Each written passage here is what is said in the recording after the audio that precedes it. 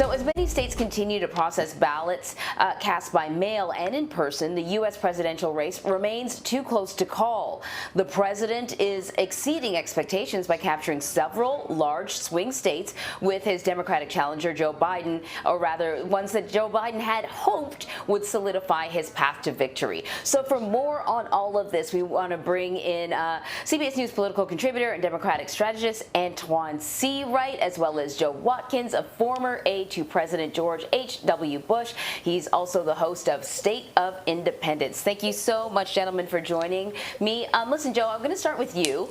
The president took to the podium at the White House at about 2 o'clock in the morning and falsely declared his own victory, said they were getting ready to party.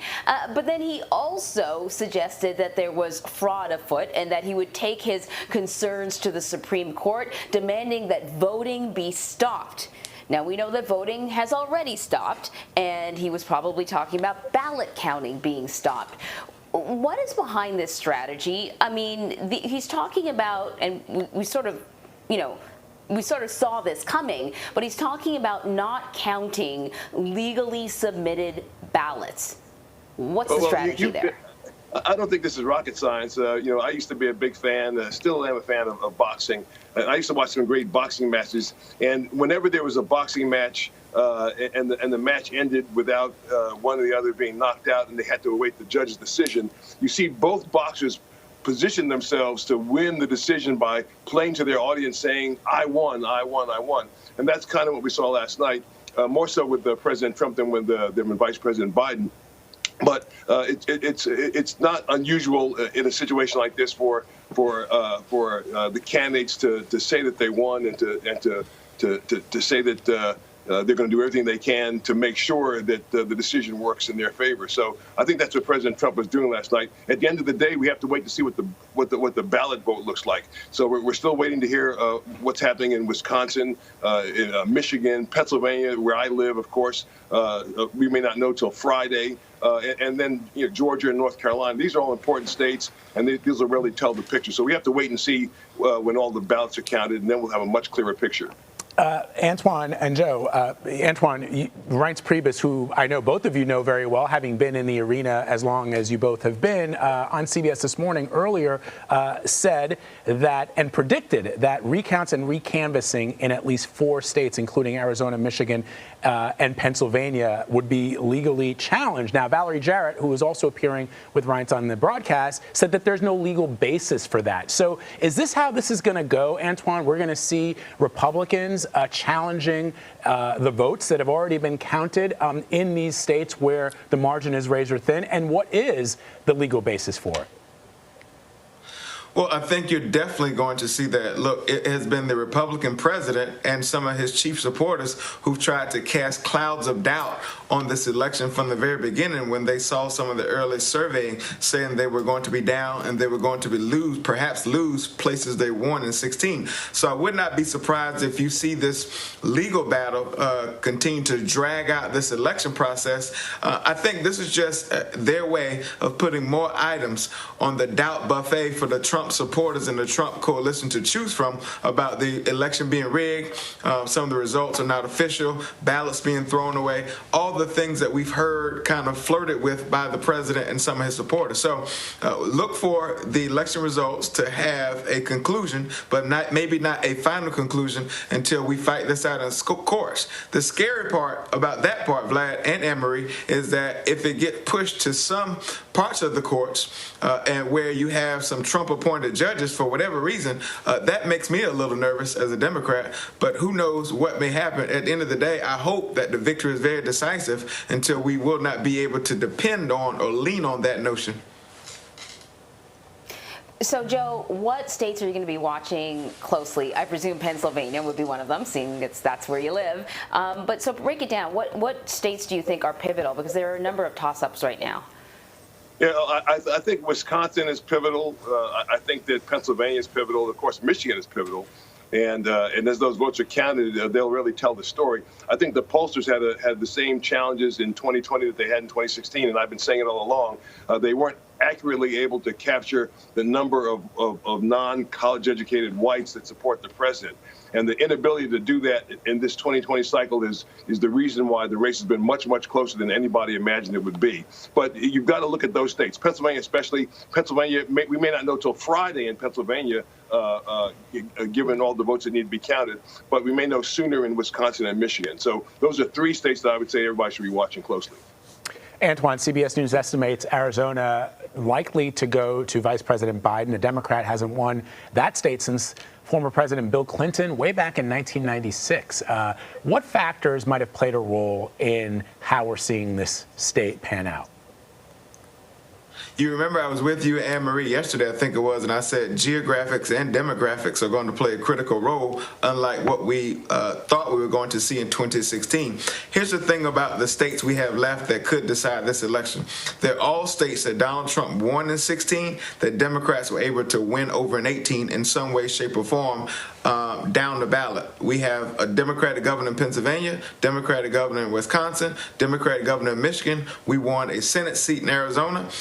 That, I think, gives some sort of indication to how the votes may shake out. And if you look at the early vote numbers in those places, I think that could give Democrats an advantage. I think the big difference between 2016 and 2020 in those places, the African-American turnout in places like Detroit and some of the more suburban cities where you have high concentrations of African-American voters in those states has been bumped up from 2016, particularly in the absentee count. And in Arizona, I think the Senate race being on the ballot and with the amount of money being spent and the attention in the Senate race, I think will also elevate the number of votes that the top of the ticket will be able to receive. And so things look very handsome in Arizona. I feel optimistic about Michigan, Pennsylvania, and Wisconsin, but who knows?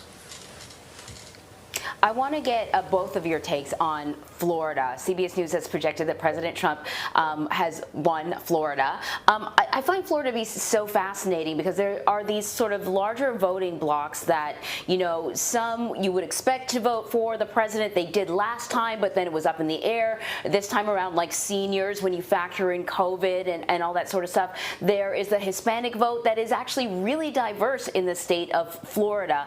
So, Antjuan, I'm going to start with you. What do you think really sort of pulled the president over the finish line in Florida for voters? You know, I think the fear, anger, frustration, and confusion that the president operated from in 2016 may have helped him again in Florida. And also, I think what the Florida results have proven to all of us is that no constituency in this country is monolithic, and we cannot make assumptions about what they feel or how they will participate based on some of the stuff that we care about inside the bubble.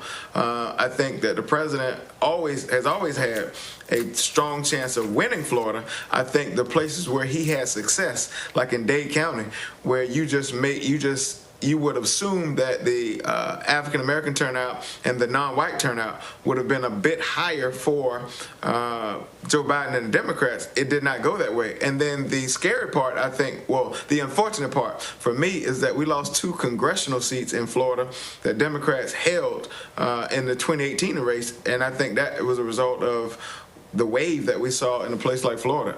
And so I can't tell you exactly why. What I can tell you, this is further proof that no constituency in this country is monolithic. Well, and that's a great point, Antjuan and Joe. What's your take? Sorry, Anne-Marie. No, my take is I wanted to hear Joe's take on Florida.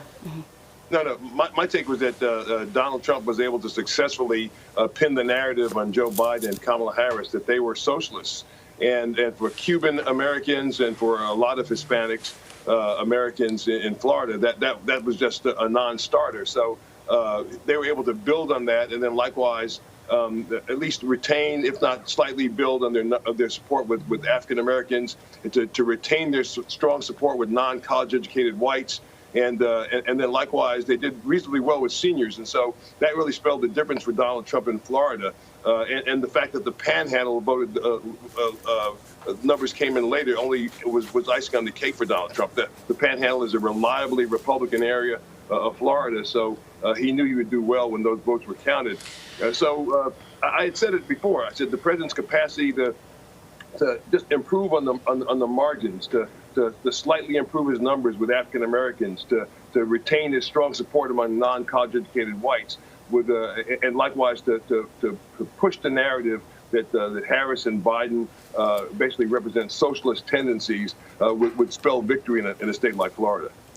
Anne-Marie, can I make one point? Vlad? We knew that Democrats had an early advantage on the early vote, stuff, because that was the narrative we pushed that was so important to our party, and we knew we had to drive out excitement and energy with our party.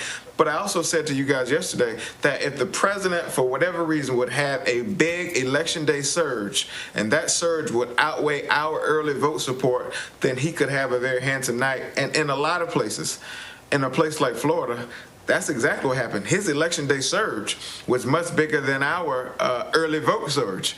And so those voters came through. And we made the assumption that the pandemic and all the things that were going to impact our participation and his participation and how he's failed on the response that most people agree with. But it didn't seem like any of those things matter in the minds of voters, in particular seniors, in a place like Florida, a constituency that Biden was winning almost 2-1 going into Election Day.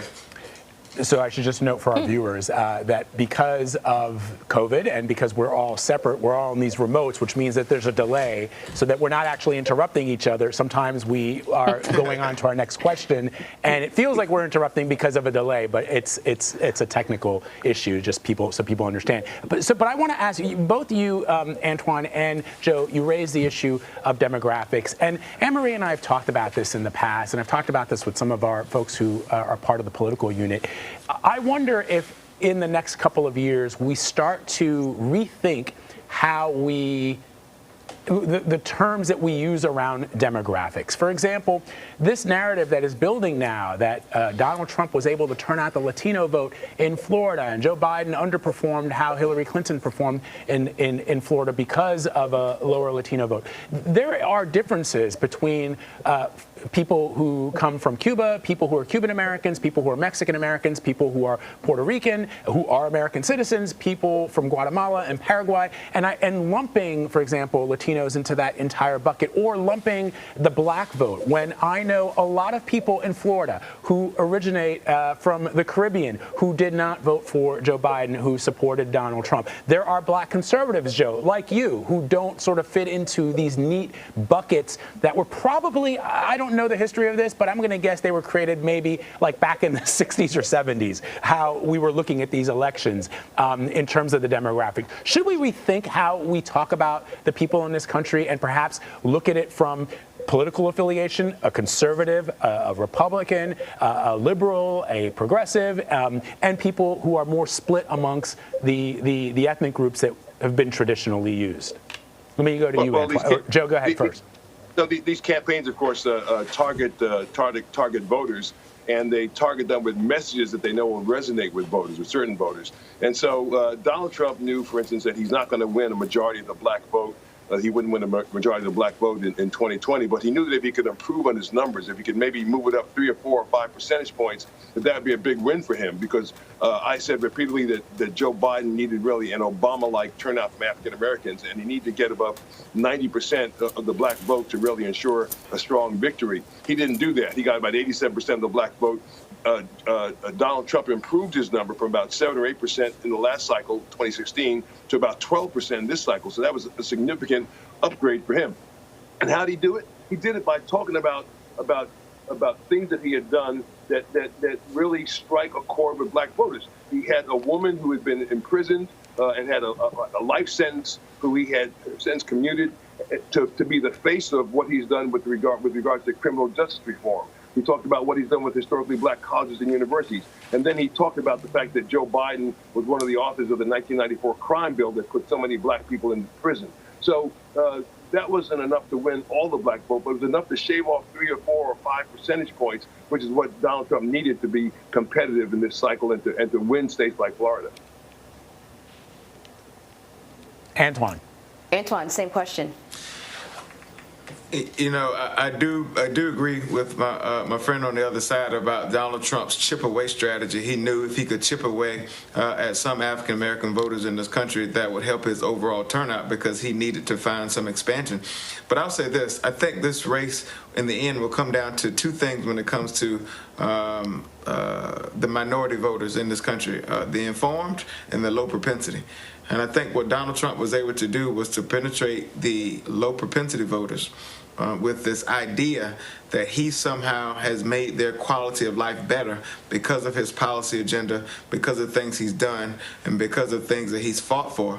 And we all know, those of us who are more informed, that that may not necessarily be true, or it doesn't translate to success in the way that others see it. And I think that probably would be the story. The other part of it is that, you know, in 2016, something happened that everyone was confused about, and this idea of white women supporting President Trump. We all made the assumption, Vlad and Anne-Marie, that because of his women's agenda and how terrible he's been on women policies, that was going to shift somehow those demographics to the Democrats in the 2020 election, although it shifted to us in the 2018 election. From all the exits I've seen from some of the data, that has not been true. And so every constituency has shown up for different reasons to vote. And that's why I think that geographics and demographics matter, but we can't make assumption when we talk to people in the Rust Belt, and they may be African American, those voters care about the same thing African American voters care about in the South. And that's something we have to really observe as a country. I think Democrats are going to have to take a hard look, and I think Republicans are going to have to have the same observations and take the same hard look as well. That's a great point. Antjuan Seawright and Joe Watkins, always great to have you both. Thank you so much. We appreciate it. Right. Thank you.